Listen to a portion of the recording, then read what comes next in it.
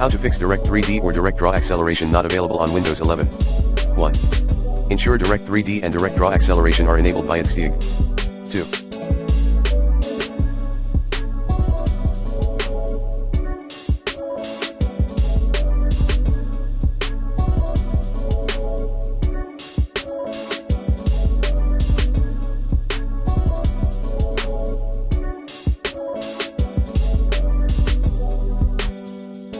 Enable hardware acceleration in graphics properties dialog box under.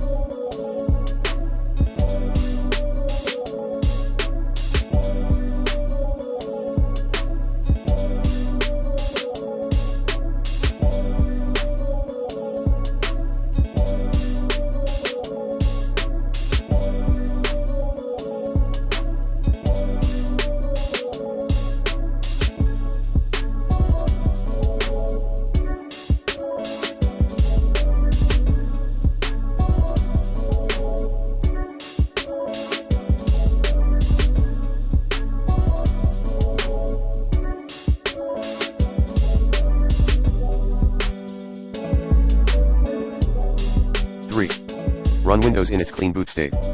4.